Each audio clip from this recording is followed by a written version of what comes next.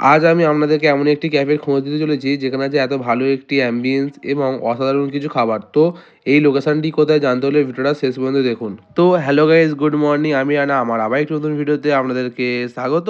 আজ আমি বাড়ি থেকে বেরিয়ে পড়েছি আপনাদেরকে একটি ইউনিক ক্যাফের খোঁজ দেওয়ার জন্য।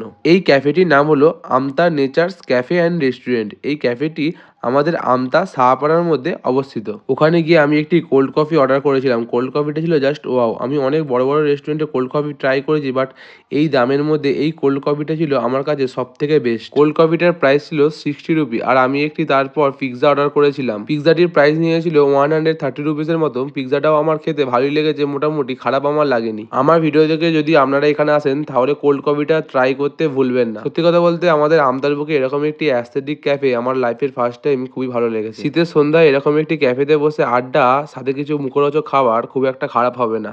এই ক্যাফেটি ওপেন হয় বিকাল 5টা থেকে, তবে আমি আপনাদেরকে বলবো একটু সন্ধ্যায় যেতে, না হলে এই ক্যাফের এত সুন্দর ভিউটা আপনারা এনজয় করতে পারবেন না। এখান থেকে আপনারা খুব ভালো ভালো ফটো তুলতে পারবেন। যাই হোক, আমার ভিডিও যদি আপনাদের ভালো লেগে থাকে তাহলে একটু শেয়ার করে দেবেন। আবারও দেখা হচ্ছে পরবর্তী ভিডিওতে।